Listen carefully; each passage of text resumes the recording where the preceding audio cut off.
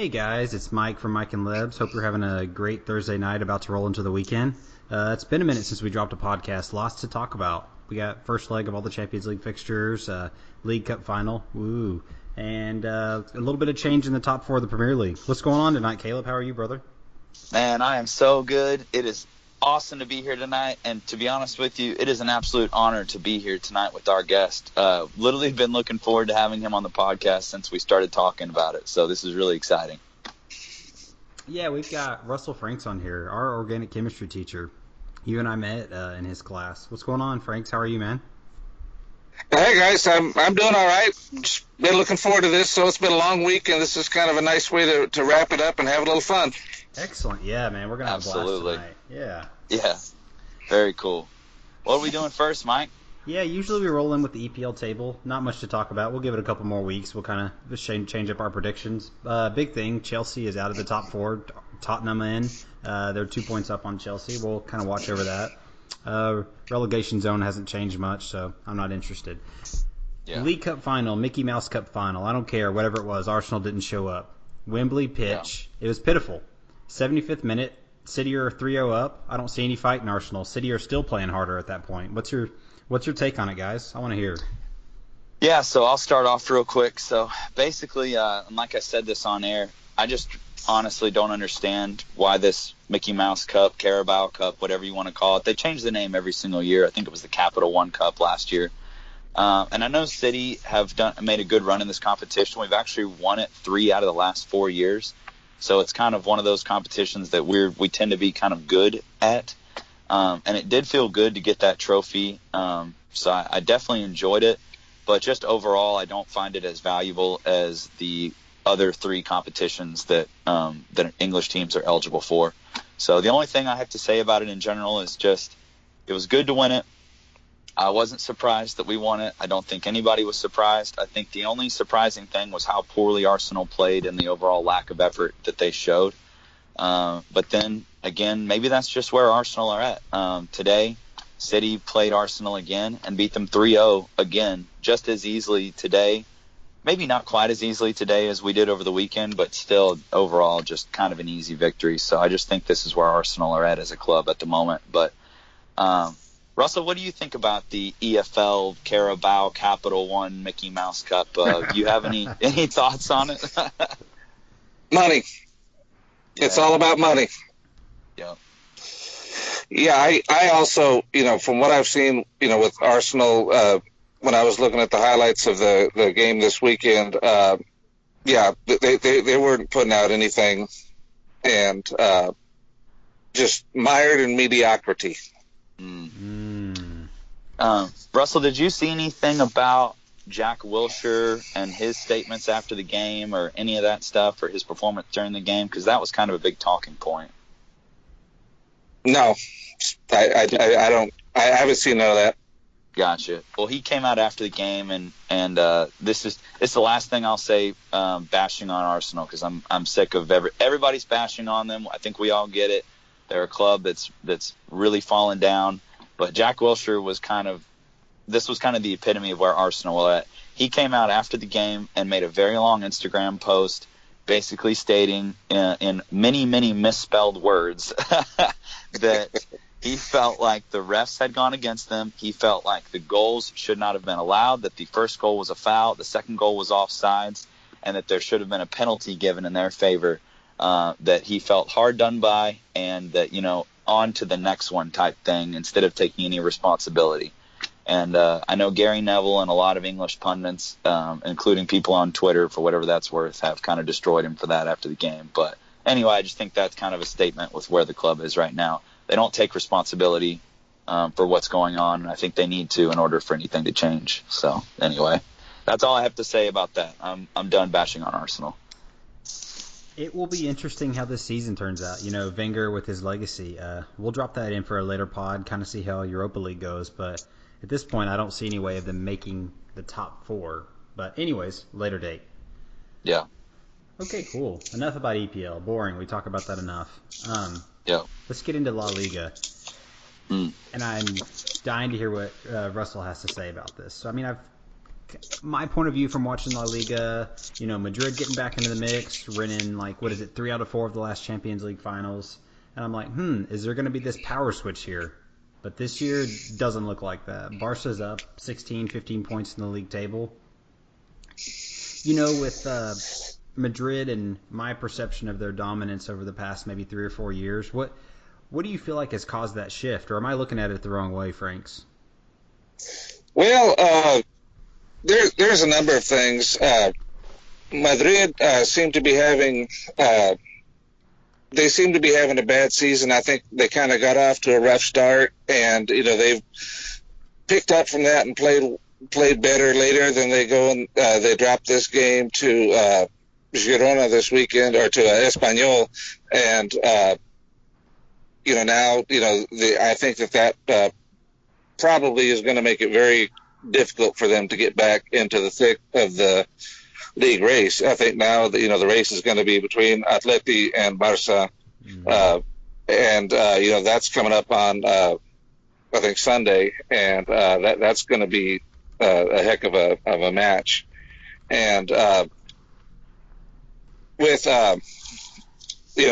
today Barca played Las Palmas. They tied them 1-1. It was a controversial game.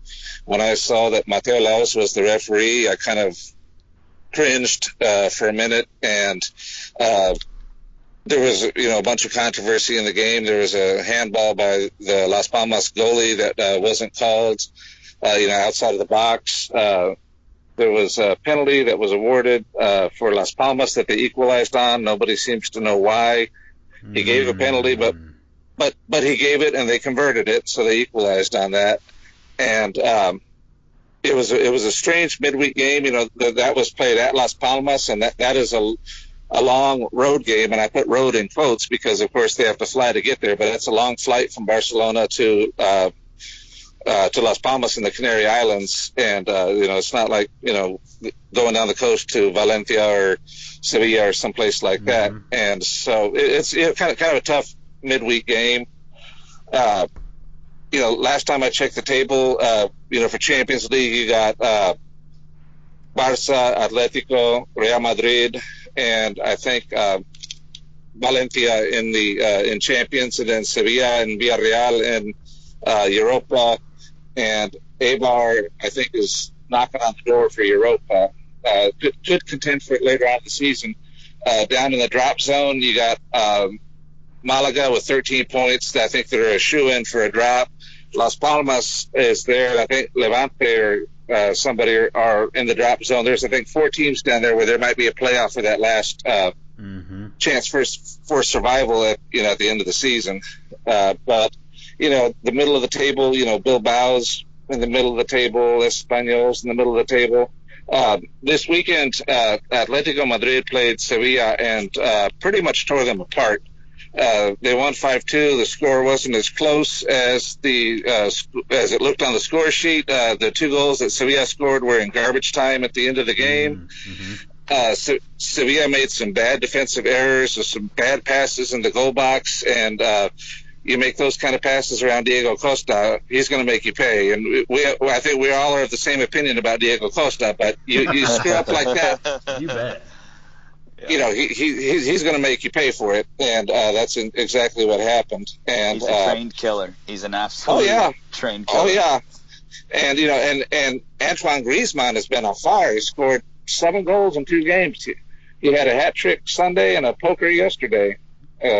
So he's really all of a sudden flared up, and I think he's 1 goal better now than CR7 in the league scoring totals. But Barcelona under Valverde have they're interesting. They look a lot different than they did the past couple of years with Luis Enrique.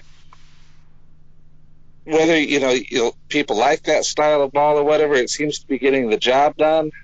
It'll be interesting to see. They got some new talent in there with Coutinho and Dembele, getting them into the squad full time and healthy. And this is a team that very much depends on chemistry, and letting them get into the chemistry of the game, I think, is going to be real important. Suarez struggled at first when he started with the team in late 2014.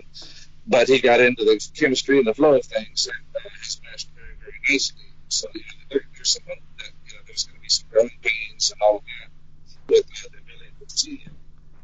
William is an interesting surprise for the season. When he was signed this summer, everybody was saying, like, who the hell is this guy? And we're getting a Tottenham recheck, a person from the Chinese league, and he's come in there and made a pretty decent accounting of himself. Mm-hmm. The latest in the always active La Liga rumor mill as far as transfers goes and all that is they're talking about in the offseason Antoine Griezmann coming to Barcelona. I think his contract's going to be out, and they've talked about that. Whether or not that's a good idea, I don't know. I'm interested to see. He has only played, I think, in a Copa del Rey game or something like that. A little bit of time. They signed Yeremina from this defender from this club in Brazil, and I'm kind of interested to see how he fits in. One of the thing that he and so he looks like a giant next to Messi and Iniesta and Coutinho and all those guys. Yeah. And that could give us some aerial presence that we haven't had, even with Piqué and Busquets and all them. It'd be nice to have a big guy in there on corners and all of that. So and Piqué's no shrimp either. I mean, he's probably what is he, about 6 foot? I think 6'1", 6'2", somewhere thereabouts. Mm-hmm. But yeah, that's exactly. To get another person in there that can get up and get those high balls and put them in, is nice. And having another defender in there is something nice. Piqué's got this knee that's a bit dodgy right now, and he didn't play today at all. And I think they're trying to rest him and keep him fresh for Atletico this weekend. But the rest of the La Ligas, it's interesting. It's one of these things that you get teams like Espanyol and Eibar that are in the middle of the table that sometimes they'll just get the heck beat out of them, and sometimes they'll come in there and they'll beat one of the big fishes, and so it's always fun to watch. Yeah, absolutely. So I'm really interested in hearing about how you got where you fell in love with football and how your love of Barcelona and La Liga started. That's something I'm really looking forward to hearing. So I'd love for you to just expound on that. Well, I grew up in the 1970s in the USA, and so I knew there was this thing called soccer, and and not much else. We used to play the ball on the playground in elementary school. We used to kick it around, and there were some kids that actually played organized soccer, but I never did. And my high school had a soccer team and all of that, but never was really into it. And I didn't start getting really interested in it until the '94 Cup. That was here in the U.S., of course, and I also had a number of friends that were really into it, and so I started watching it, learning a little bit about it, and then when I was in graduate school in Oklahoma, there were a lot of international students there and people that were interested in it. And in the '98 Cup, we had a bunch of French people in our department. We had an exchange program with the university in France, and that was when France won the World Cup, and so they were all going crazy over that, as you might imagine. And so it kind of went on, and then in the 2010 World Cup, I liked watching Spain play. I thought Carlos Puyol was cool as hell. He looked like the guy that you imagine a European footballer. That's who the central casting would send you if you were making a movie. And I liked watching their team and watching them play, and there's a number of us around the department, like Odanuga and some others that are fans, and we would watch some of the games during the day, online, and it was a lot of fun. And then I started following Barcelona. I always been interested in Man United and kind of try to keep an eye on them, but started following Barcelona, and because I kept hearing about this Messi fellow. And kept hearing about it, and I think about that time was the time that they beat Manchester in the Champions League final, and started following them, and just started more and more. And at the same time, I was becoming less and less interested in American football. I still follow OU and SFA, and yeah, that's about it. But not real terribly interested in that anymore. Kind of got bored with it, and but with European football, there seems like there's always something on any day of the week. You can find something around there, and it's intriguing to find the seasons are longer, and I enjoy the heck out of it. Yeah, so, I mean, we obviously do as well. We're so obsessed with it that we started a podcast that no one listens to. So, Mike, let me tell you how far it's come. This fall, I think it was December the 23rd, my son and I, on a Saturday morning, he's 13 now, we got up and came up here to my office at 6 a.m. on a Saturday morning to watch the Clásico. Oh. And so I'm that far gone now. Yeah. And it was wonderful. We had a great time. And, I got into coaching a little bit when he was playing soccer, and then I broke my ankle and my coaching career came to a screeching halt. And, it was fun. I'm glad I did it, but I'm kind of glad I'm not doing it anymore. The stress and all that, I can live without. But so it's been fun, and it's one of those things that 20 years ago, if you told me I was going to be doing all this kind of stuff, I would have said you're crazy. So life takes you on little twists and turns and all that, and that's where the fun is. Absolutely, that's really, really cool. Thank you for sharing that with us, man. That's incredible. And I bet if we really were able to talk to everybody in this weird American soccer / football community, I think I'll have a lot of similar stories where it's we grew up and the sport wasn't that big, and then in our opinion, it's grown by leaps and bounds in the last 10 years. I mean, it's absolutely quadrupled exponentially. That's something that's really exciting.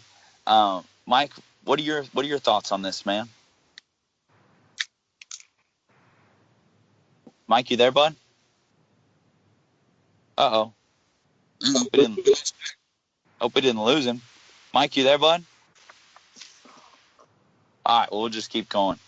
Well, Russell, so I want to hear more about this year's season in La Liga.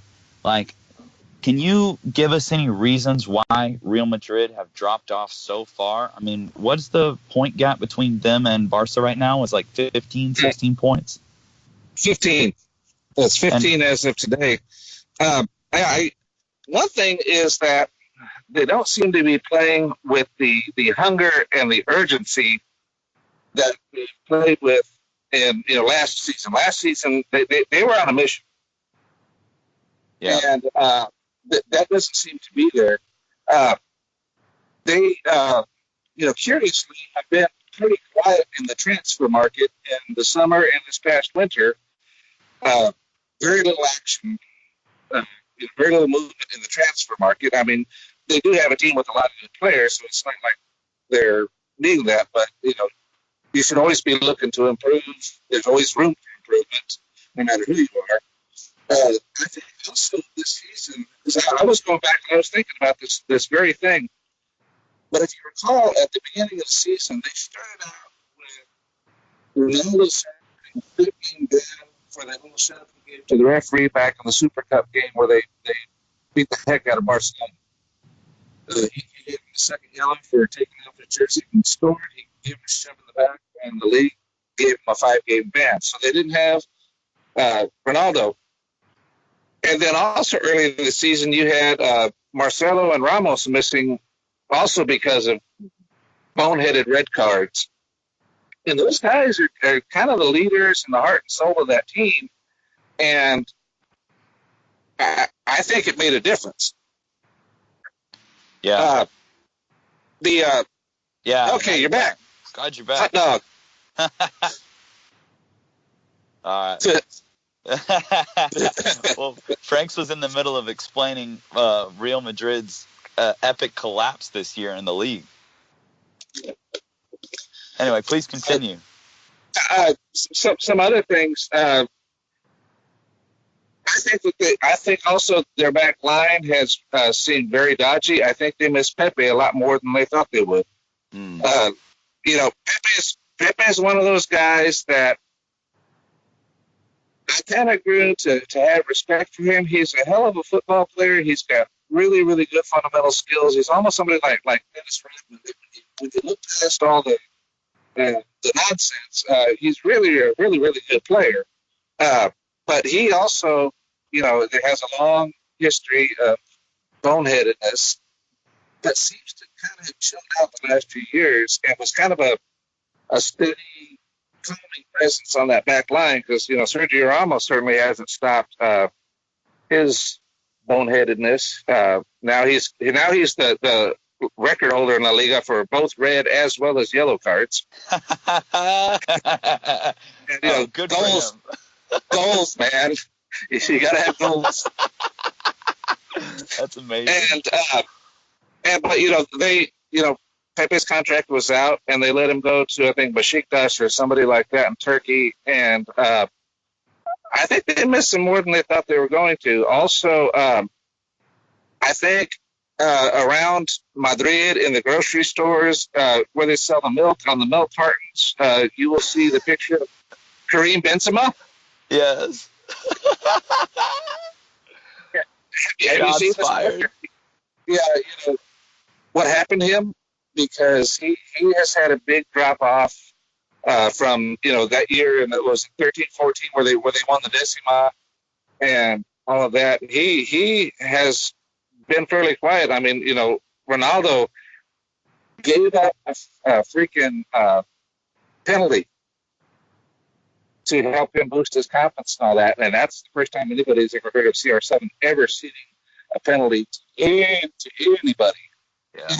Which was a nice gesture on his part. It's surprising, but it's one of those things where, what I've been hearing is that they're going to be looking to offload Benzema and possibly Bale in the summer, and sell him for what they can get for him. Of course, all the rumor mills have been going for a while that they're interested in Harry Kane. Yeah. So who knows what's going to happen with that? They were interested in what's his name, Kylian Mbappe. PSG got him, and then we're going to talk about Neymar later, so I'll hold it to that. But there's that. Yeah. Also, that.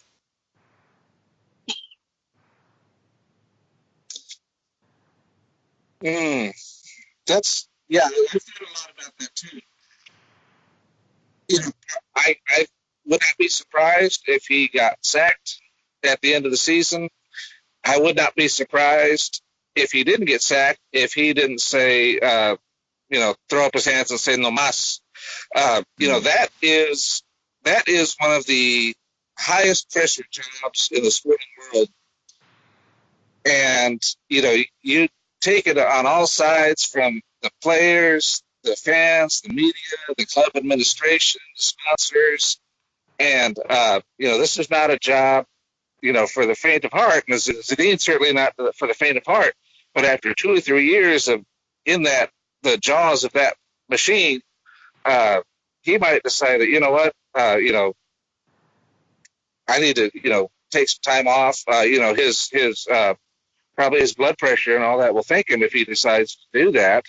But as far as the stress and all that kind of stuff, I would not be surprised if he said, because it seems like there's kind of a whatever he had last year and the year before over the club. I mean, remember, he came in mid-season from a team that was in shambles after Rafa Benitez was there, and whipped him into winning a Champions League by the end of the season. That's no small feat. And but if the amount, not only the amount of work, but just the amount of stress that you encounter in that, I wouldn't be surprised if he decides that he needed to do something else. But I wouldn't be surprised if he was out in front of the dugout next season. So that's really hard to tell. The thing that really burns Real Madrid fans and Florentino and Perez in particular, their club president, they have never won a treble, and their arch rival, bitter enemies have twice. You don't think that doesn't burn his butt every day. And so I don't think there's no chance of them getting in trouble this year. But if Zidane manages to guide him to another Champions League, who knows? If he doesn't, and they don't get any hardware at the end of it, I think they just might drop the hammer. Yeah, I think that's a possibility too. And that's actually a perfect segue in what we want to talk about next, which is the Champions League. So I appreciate you go ahead and bringing that up. Let's do it. Yes, perfect.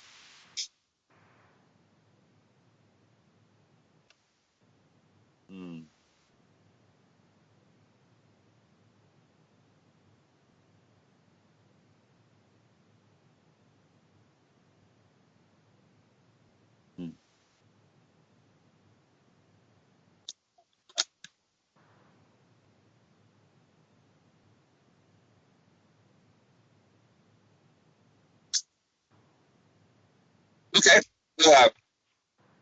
I think you got Manchester City and Barcelona and Real Madrid. So out of all 5 English clubs that are there, you think City have the best chance to win it all? Yeah. And would you say that's mainly just because of the overall? Give us your reasons why City would be your only English team. I guess that's the best way to ask it. Okay. They seem to be playing well under Pep. They seem to be people seem to be finding their role in how he wants to do things, and I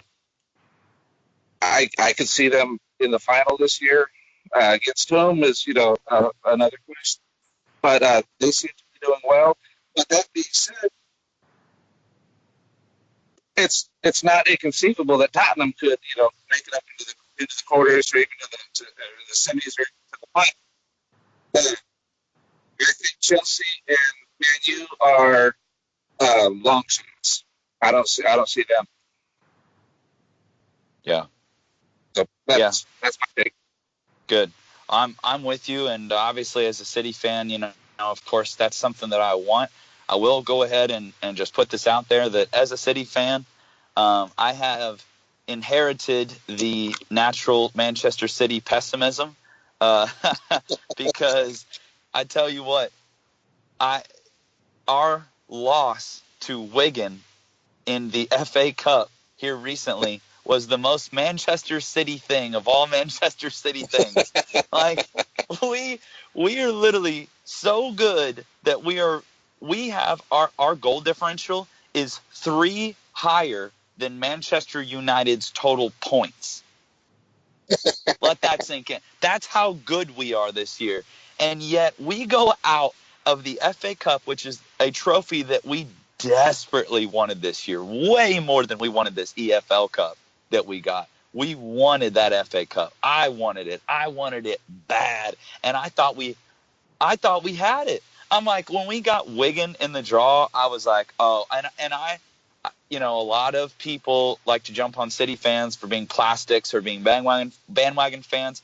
I've been a City fan since 2010, so I've been a City fan for 8 years. I became a City fan right after the takeover because I fell in love with Sergio Aguero, and so I actually got to see City win the 11-12 Premier League title that year, which kind of broke us into the scene as one of the relative teams. And ever since I started watching, there is something called Typical City. I don't know if you guys have ever heard it, but Typical City is still alive and well, man, because we can still find a way to snatch a defeat from the jaws of victory. And so I would love to see us in the final. I would love to see us win the Champions League this year. I do agree with you, Franks, that we do have a good chance at it. but typical City is alive and well, so I would not be shocked to see us somehow find a way to screw it up. But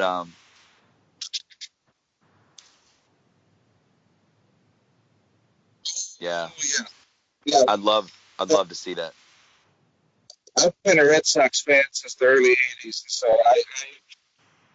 I know how that goes, and I've suffered through the '86 World Cup, World Series, and all that. So yeah, I know how that goes. Yeah, absolutely. Okay, so I'm ready to come on to a point that I've been looking forward to talking to you about, Frank, since I watched the game. I want to talk about PSG, and I want to talk about what I see them as a caricature of everything that's wrong with modern football. Oh, I can't stand them. So, Franks, tell me your opinion on PSG and what you thought. I'm sure you watched PSG versus Real Madrid. Tell me what you thought about that. I'm ready to hear this. Yeah, that's one of the big, Champions League matchups that people are looking forward to. PSG went out and splashed an obscene amount of money to bring in Neymar and Mbappe and all of that, and they just went out there and laid a giant egg. And so it's one of those things where they're one of those kind of teams where if you draw them, you cringe because they're going to give you a fight and they can certainly beat you. But they I don't know. Yeah, I don't really like them either. I got no problem with Cavani. He's a solid player and all that, but they bring in all these guys, and that seems to there doesn't seem to be a lot in the way of chemistry. Mm-hmm. And hey, it's done. It's over. I don't see them coming back against Real Madrid. I would love it if they did, because I would love to see Real Madrid lose in the Champions League. I don't care who beats them, but I don't see them doing that. The injury situation with Neymar is kind of curious because his sister's birthday is on March 11th, and he has a history for the past 7 years. Always mysteriously either getting a kind of a dubious, nebulous injury, he'll pick up that fifth yellow card, and so he'll be suspended for the next fixture, and he'll go party with his sister. And so there are people that said, well, March 11th's coming, so it figures that he's going to get hurt. I watched the highlights of the game because I was curious to see the injury. I broke my ankle 2 years ago, and so I have a sympathy for ankle injuries, and he rolled his ankle. It looked like a spray. They said he broke his metatarsal or whatever. You're hearing such things like maybe he's going to have surgery, maybe he's not. Maybe on March the 14th, all of a sudden, it might be a miracle that he's better. Some shaman from the rainforest in Brazil came and coconut oil on it or something. And it was miraculously cured and ready to go after it. Russell Franks with the conspiracy theories. I love it.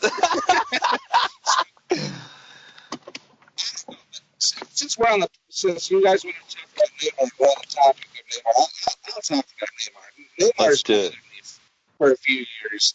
The way in which he came into Barcelona, and he ended up, getting them on this transfer ban that was troublesome and all that. Drama seems to follow him. Yeah. Wherever he goes, at the club or the national level. And that he was named, that he was 22 years old, or how old was he back in the 2014 World Cup? And he was named the team captain when you got Marcelo and Dani Alves and Thiago Silva and all those guys. I thought, really? Because aren't captains supposed to provide leadership and set an example and all that kind of stuff? Look at Philip Lahm, look at Carles Puyol, look at Javier Mascherano used to be the captain for Barcelona until Messi was. I can go on and on, but he has also, something that bothered the hell out of me when he was with Barcelona was that there was an, an immaturity that he exhibited time and time again. That, the guy's got ungodly football skills. Nobody doubts that for a minute. But I remember when they were playing Athletic Bilbao in the Copa del Rey final, in the last minutes, Barca's up 3-1, and he's doing a rainbow flick and, showing up the guys from the other team. They get pissed. They get into a squabble with him, and I thought that was completely unnecessary. We're talking about grown men, professionals. You don't do that in that kind of situation. This is something that you do on the training ground. If you're out there with your buds or something like that. When you're in the final of a big match, in front of hundreds of thousands of people, you're going to go out and do these kind of things, and it's and he's done that time and time again. And so when this summer, when all this drama happened, when is he going to go? Yes, no, maybe. Yes, no, maybe. When he finally, what?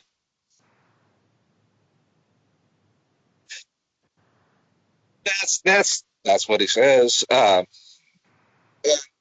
whether or not that that was the case or not, that what he truly felt. That's what was. He was alleged to say he wanted to get out of Messi's shadow and all that, and then he turns around to PSG and gets a rude reality call from Edison Cavani. When they get the squabble over the penalty thing and all that. But he was getting into dust ups, with the guys from Barcelona and training, little squabbles. And it's one of those kind of things that, unfortunately for him, his mouth has the ability to write checks that his ass does not have the ability to cast. And so he'll start stuff like that, but when somebody stands up to him, like Cavani, Cavani put him on the ground in 2 seconds. I have no trouble believing that whatsoever. So the word around is that he, ever since he's got there, he realized maybe he made a mistake. The grass on the other side of the fence is always green because it's fertilized with manure. Maybe he made a mistake, but now the rumor mills have been rife online. It's not a matter of if he goes to Real Madrid; it's a matter of when they can negotiate all the hows and whys, the buyouts and all that kind of stuff. I heard the same thing, Mike. There's really only one club that has the ability to make that kind of buyout. And so, but I don't think that the owners of PSG are, they're gonna, he's either gonna honor his contract or they're gonna have to, cough up every last cent of the money for him. And there's talk of a swap of Ronaldo and doing some kind of a swap. I don't see that happening. No, I don't see why would Ronaldo want to do that. No. And so, I could see him going back to Manchester United. I could, maybe see him coming to MLS or something, if he wanted to make the money, or, just deciding that it was time to retire. But anyway, so with Neymar, the question is Barcelona better off without him? He gave you some goals, and, like in a game like today, that might have made a difference. But I think we're better off without all the drama and the BS and shenanigans that he got along to things. So, I guess time will tell. But it's one of those things where I think there's still a lot of immaturity there that is going to be a problem. Yeah.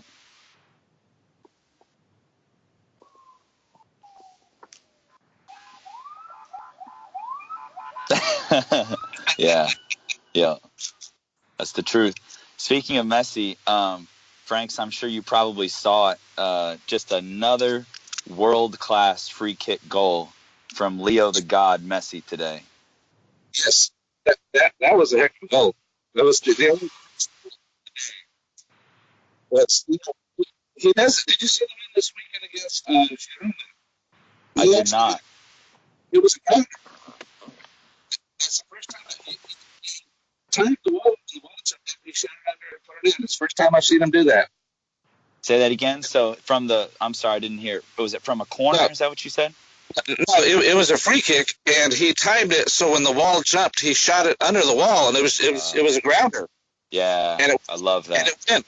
Yeah, and so Kevin De Bruyne has done that twice in the last 2 years, and every time he does it, it's beautiful. It's so cheeky.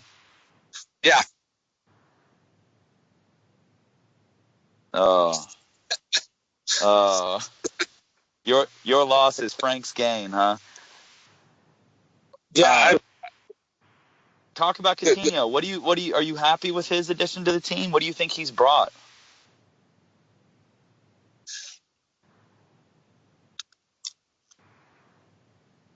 Yes. I think that's why they brought him in there.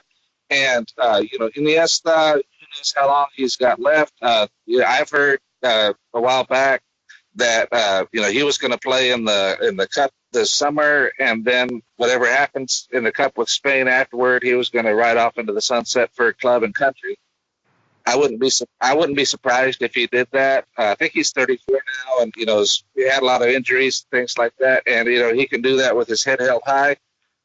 Andres Iniesta should never have to purchase his own drink at a bar anywhere in Spain for the rest of his life. The same goes for Iker Casillas and Puyol and those other guys. But he should never have to buy his own drink anywhere in Spain or anywhere there's strangers present. And so, if he does, I think Coutinho's the guy that can provide that. We've already seen a couple of times he's scored some longer range goals than you typically see Barcelona score, which is nice to have somebody that can do that. And he seems to be fitting in pretty quickly into the chemistry of the team, which is good, getting on with everybody. Dembele's had injury problems and hasn't had the chance, and so the jury's still out on them. I'm hopeful and optimistic for that. But, the person that we miss also is Xavi Hernandez. They need another midfield general controlling person to, pace the ball, 50 yards and put it on the head of a pin, and like Xavi Hernandez can do. Man, Xavi, to me, he just personifies the word class. He's just class. Everything about him is classy. The way he moves, the way he carries himself. I mean, I love him. I'm a huge, huge fan of his. Yeah. Absolutely. I hate that I only got to see him at the tail end of his career, but I got to see him during that peak time when Spain ruled the world of football, and boy, it was a beautiful time. Yeah. So that's the thing, is that where they're going to do this, and I've heard off and on. I've heard it's popped up again in the past couple of days that they're going to try to go after Christian Eriksen from Tottenham. I don't know, what all the financials would be with that, but that's an interesting thing. That's kind of the midfields where they need to make a bit of change. The other thing that they need to be doing in terms of planning for the future is what are they going to do when Sergio Busquets retires.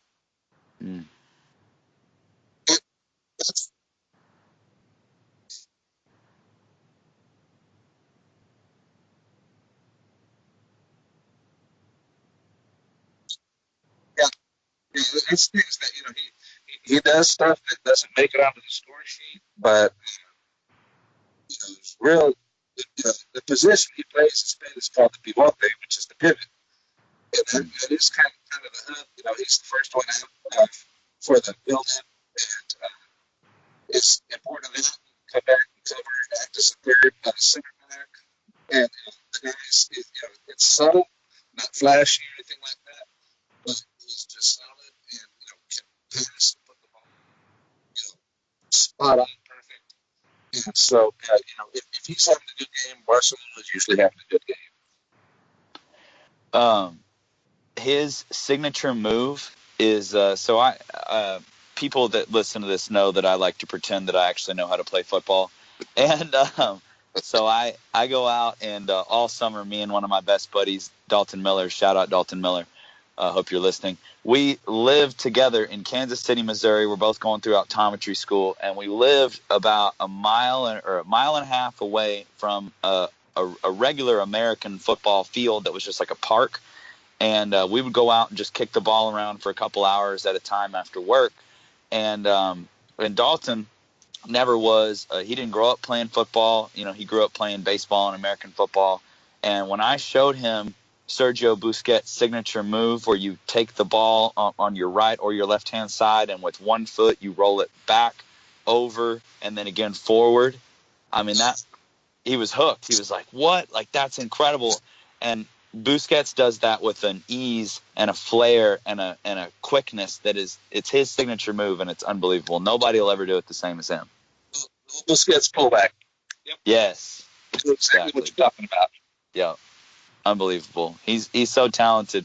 Mike, you got to really I want to Michael always talks about how much he doesn't like Busquets. And Mike, tell us why. Why does Sergio Busquets rub you the wrong way so much?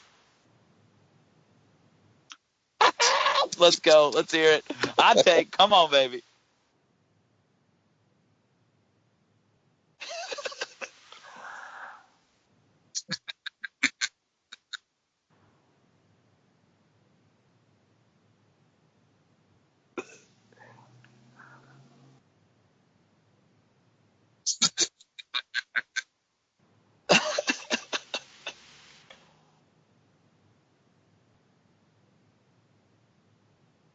Yeah.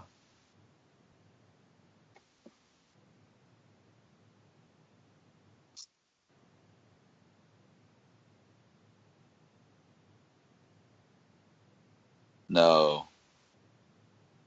Mm-hmm. He doesn't dive. Nope. I love that about him. Yes. Yep. Hey. Yeah. You gotta that seems to be part of the game, and it doesn't seem to be going anywhere anytime soon. You know, for better or for worse. Yeah. So while there's a couple more things. I know we're running out of time. A couple more things that I want to talk about. And so I'm going to throw two options out there, and we can pick one, or maybe we can do both if we do them in enough time. I would love to hear the Russell Franks World Cup preview for the teams that you think are going to be contenders. So I want to hear that. And I also want to hear your opinion on Messi versus Ronaldo, because I know where you stand, but I want to hear you talk about it because it's such a constant debate, and I think it's interesting. So take either one of those questions or both of them and run with them. I'd love to hear you talk about that.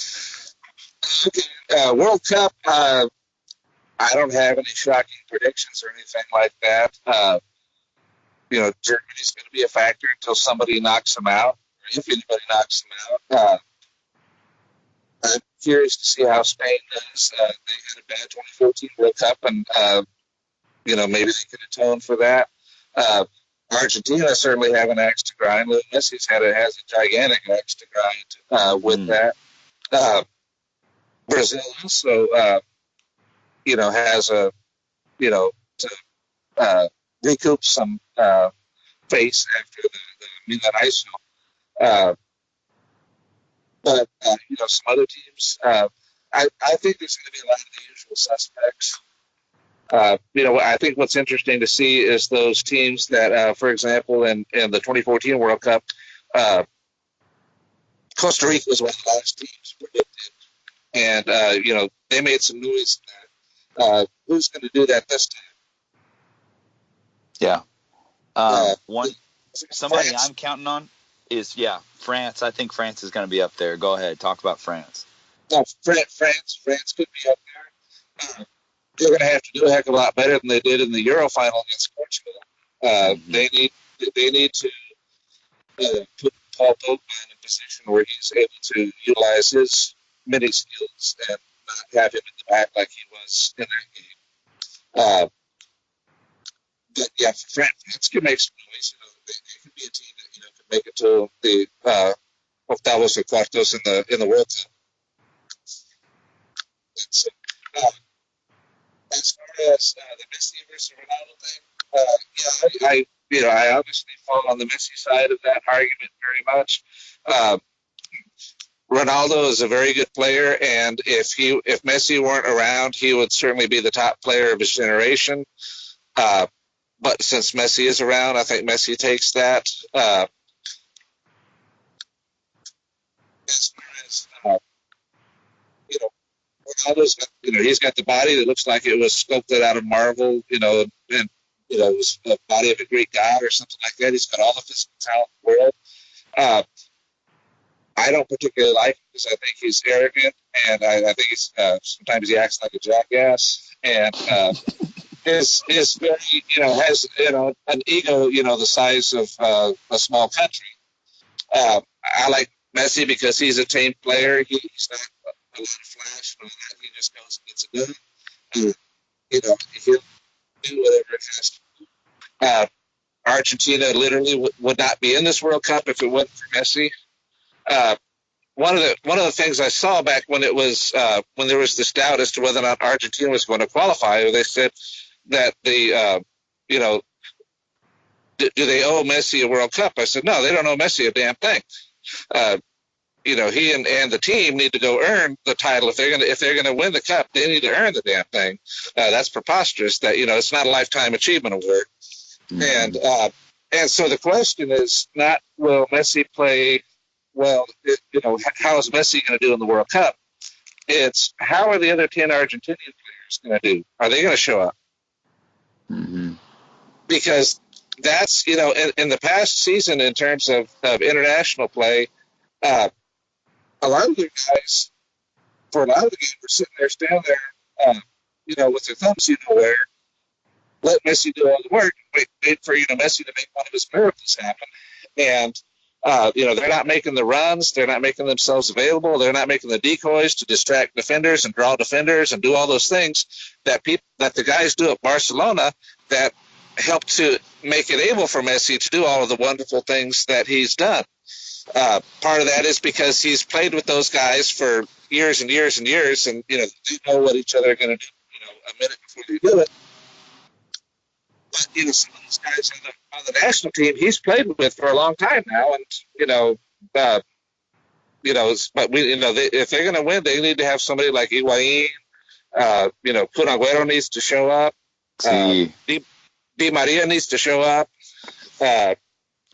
And so as one of the things that, if Mascherano's there, he's going to give you all that he's got. I mean, he tore his butt in the last World Cup. If that's not commitment, I don't know what is. Yeah, but, definitely. But the other outfield players have got to get it done. And so that's my take on that. Yeah. Argentina has all the talent in the world. There's absolutely no reason why they can't do it, but it's mental. It's got to be mental. Well, it's meant. Their national association has a lot of issues and problems. I think that's a big part of the problem is their national AFA. I think has some problems with corruption. I think FIFA was at the point almost like putting them into bankruptcy or probation or whatever the hell they call it. But they were about to take them over because there were so many problems, and I think they worked their way out of that. But there's structural issues that are present. And I think that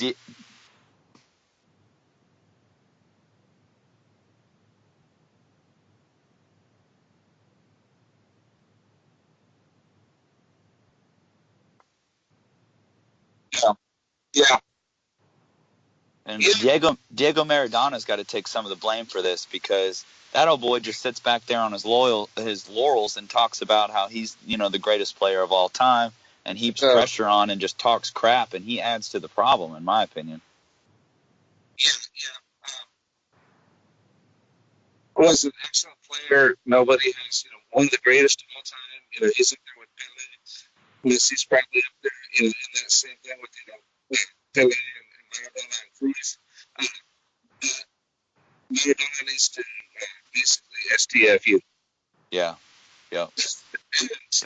And because he's basically become a giant fool. Yeah. And he and so I do think that he does not help the situation at all. Yeah. And just all the things that there's asinine things that he says. Yeah. Yeah. And Pele's right there with him. Pele likes to run his mouth, but it's not nearly as much as Maradona does. So. Yeah, I agree. Oh, yeah. Well, all right. This has been good. We're not ready to be done, but we're ready to go on to our next segment. And Yes. Listeners, I know you guys. I know this is everybody's favorite segment. I'm joking because nobody listens, but this is my favorite segment. And we got a new intro that I'm excited to share everybody. So, Mike, why don't you lay it on me, buddy?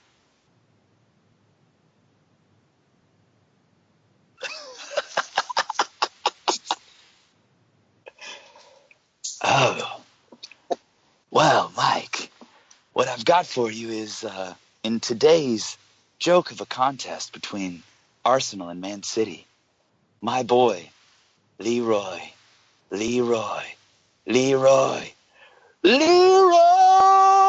Sané.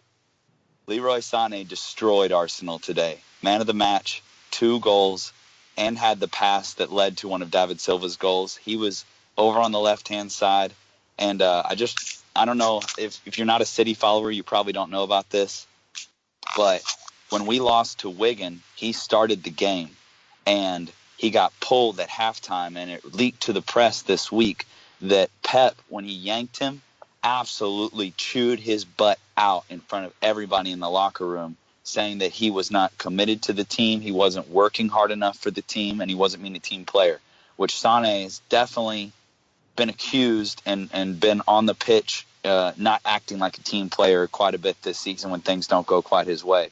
And I tell you what, Pep's managerial skills worked once again because Leroy came out with an absolute fire under him today, and he was absolutely incredible. Poor Arsenal and poor Bellerin. They didn't even know what to do with him. He tore him up. So he was absolutely filthy today. So that is the perfect dirty talk right there. Leroy Sané. I love him. Dirty talk. Mike, what you got for us, buddy?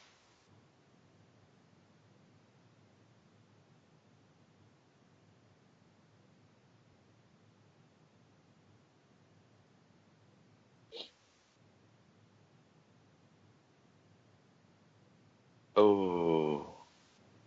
Oh. Oh.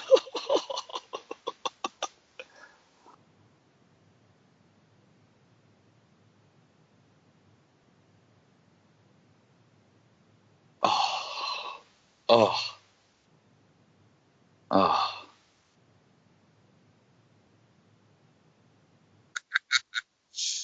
Man, rest in peace, Wes. R.I.P.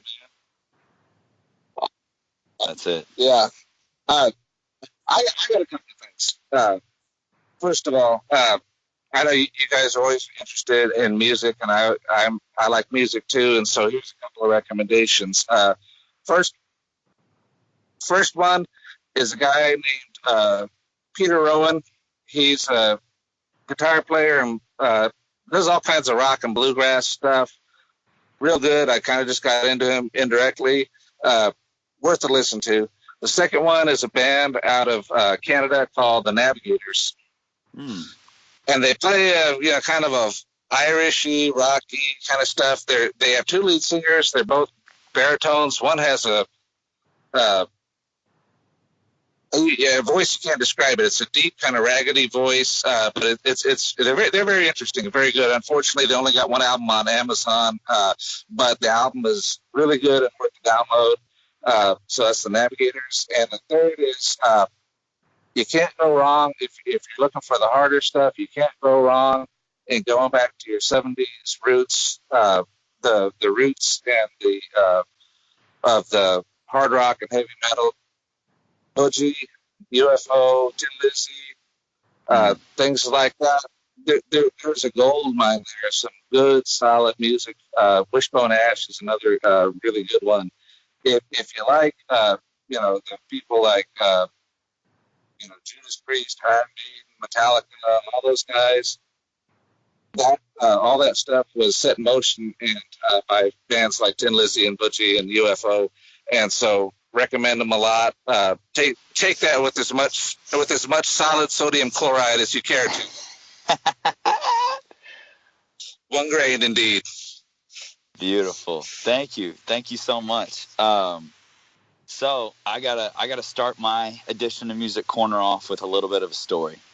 So it's 2000 and what year was it? Sorry, I just totally blanked. 2013, and I walk into the first organic chemistry test that I've had under Dr. Russell Franks, and he's sitting at the front, and I walk up and I see this hat, and I go, "What is that hat?" And on the top of the hat, it says Vox amplifiers. And I went, no way. And that's when I knew one of these days I wanted to have a sit down with Dr. Russell Franks and talk about music, which I still want to do in person one of these days. And we need to jam because I hear you're kind of a guitar player as well. Is that true? I do. I haven't played as much since I busted my ankle, but I still do. And it's one of those things that maybe this summer when school's out, I would kind of like to get back into it on acoustic and electric. But I still got my AC30. Very cool. That is awesome. So still got my Telecaster.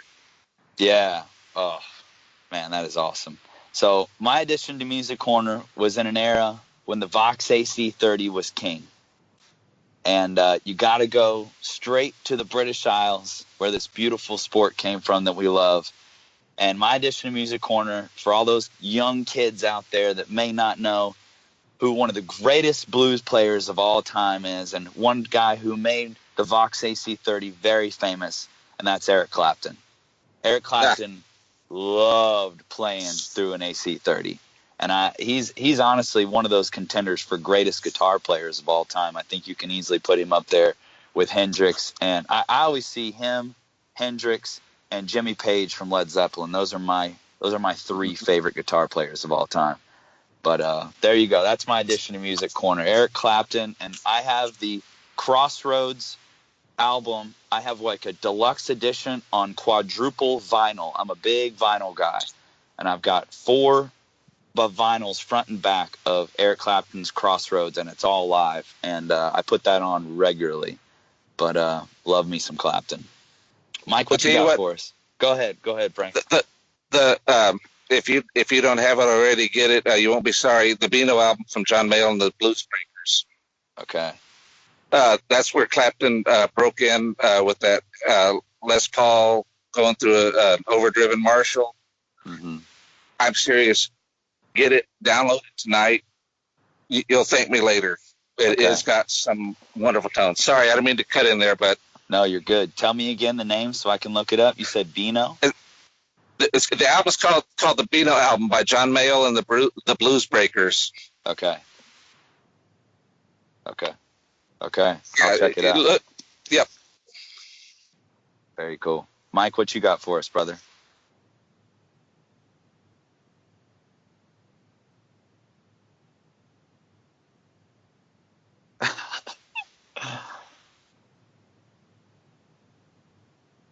Yeah.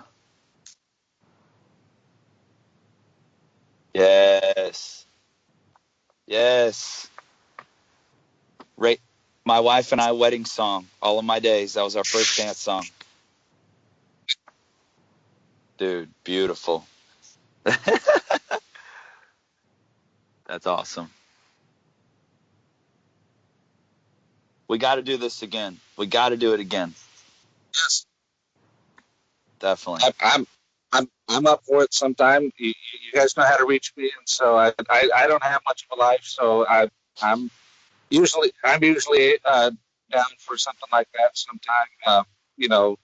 Not in the rough parts of the semester right before finals and all that, but otherwise, during the summer, if you want to have a World Cup thing or whatever, I'm totally watching. Yeah. Definitely. Yeah.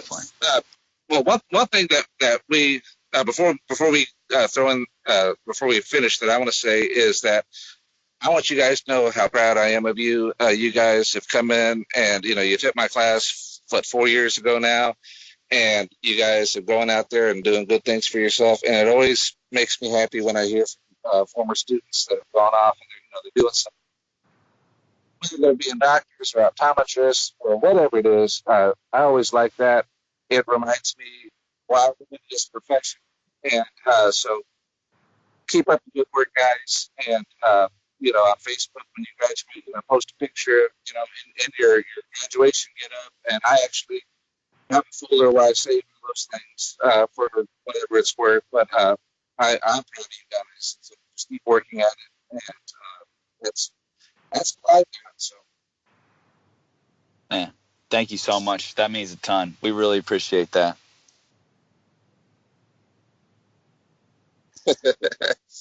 Well, Mike, you wanna take it out from here?